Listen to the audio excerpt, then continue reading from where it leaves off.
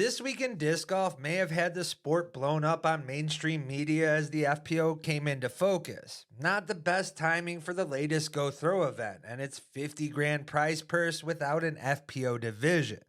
Welcome back, Disgenerates. I'm Swiss Cheese, the one with far too many holes in his game and just one half of the disc golf world. I want to welcome you to This Week in Disc Golf, where I cover all things disc golf from the past week, which was far more than Turner rocking a Zinn Mini, Abigial Wilson's MCO forfeit, the Daily Mail articles, or a John Oliver BDI's absolute bar hit piece. Which, if you're unfamiliar, involves frisbees being thrown into this thing, some kind of Guantanamo for birds. Sadly overshadowed amongst all those media narratives was a tight battle in both divisions at Mill Ridge, which kind of leaves me feeling about as disappointed as when I watch any Kevin Smith movie since he got sober. It's bad enough having to constantly deal with jokes about disc golf not being a sport, and that's just on SportsCenter Aces. Now add national coverage to that, creating a powder keg most of us just wanted to avoid. But it also did bring other questions surrounding the sport apart from trans athletes competing, of course nudged by those over on the Tour Life by scoring an Abigial Wilson interview. Player safety still isn't going away despite dgpt's listed efforts, while others are even questioning if it's even feasible, with vast land spanses to cover for a sport who still self-governs and survives off of the backs of volunteers, along with critiques of disciplinary actions while also highlighting dgpt and player communications. Nothing has been off the table, even FPO's longevity as a whole. Sure, the threat of disciplinary actions for words being used prior to the event start has many questioning the tour motives. And that's before all the buzzwords of compelled speech that brings a debate all in itself. Personal opinions aside, the current rules in place weren't created to harm an individual's speech, but instead the protection of all players and staff for that matter. And either get on board as a player and follow those rules no differently than when you're on the course, or choose not to tour like Abigial has done. Now, that being said, if you want change, be the voice for that. No differently than what Wilson has done to advocate for her beliefs, which is not only impressive but commendable to have that resolve.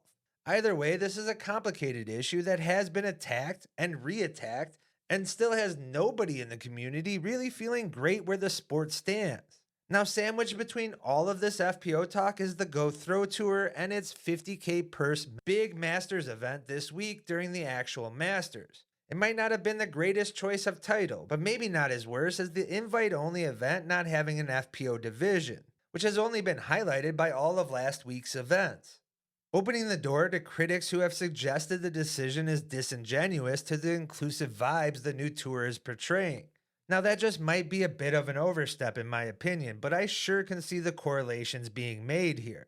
The timing of this certainly makes the optics even worse, and though this topic may still have been discussed, had MCO's protest and forfeits not occurred, certainly would be a lot quieter, as many would look past that for a big money event held on an insane property. One of the separators a tournament, or a new tour for that matter, not named the DGBT, can provide is a huge prize pool single event to shake the community and spur for more views and eyes to the event.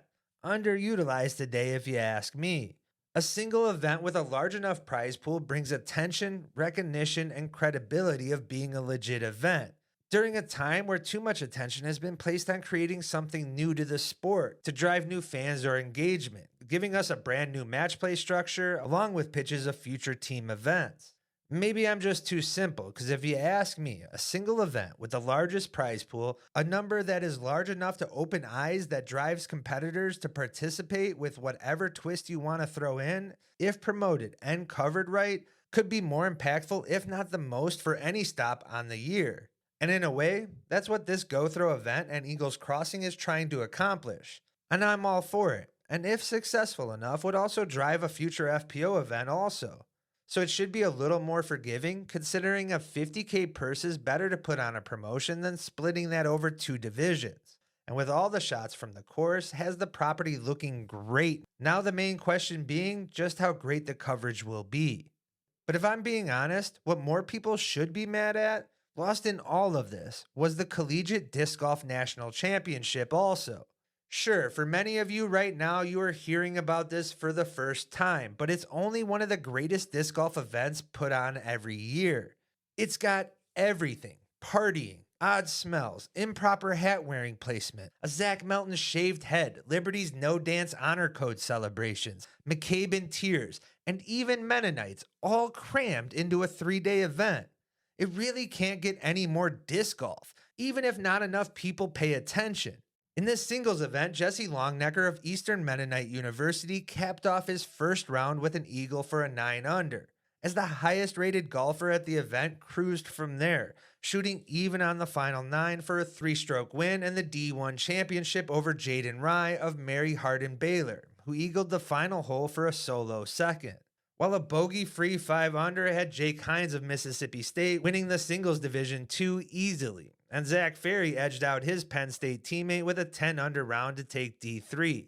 In the FPO, Emporia State's Atlanta, not a fan of Littlejohn, Kruger was down 2 strokes to Liberty's Grace heading into the final 9 holes, where Kruger started off with a bogey, but would respond with 4 birdies as her and Grace went into the final hole tied, where an unfortunate lie and a missed putt would cost Grace as Atlanta took down the championship.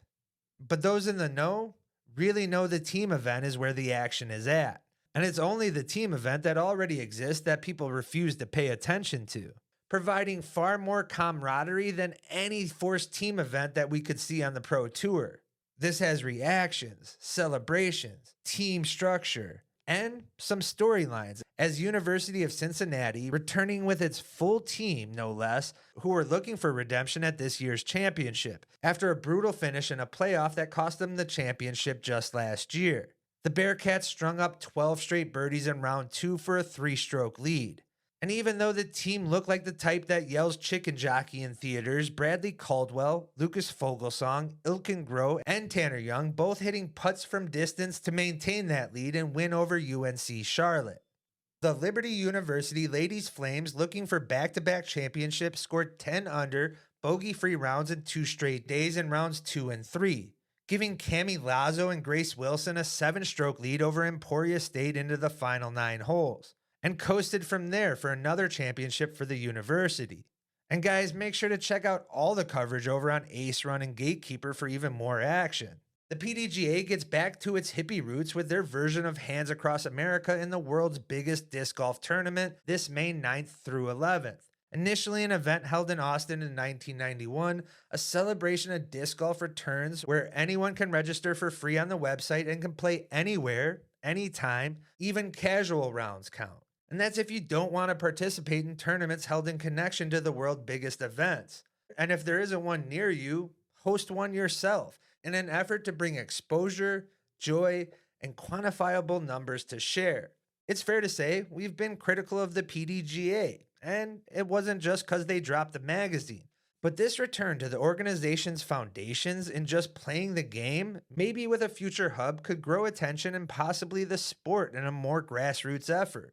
A solid departure from growing through the professional game and network deals and coverage. Instead, go play the sport we all enjoy and drag someone new to hopefully be part of history. Do I know if it will work or move the needle? Only time will tell. But many claim Austin's scene would not be where it is today without that 1991 event. Now, let's get to some quick hitters. Kristen Locke gets greeted at the airport in a return home, but she's more excited about her clothing line release this week. She wasn't the only one to return to Europe either, as Nicholas Antala flew home for some hockey in cold weather.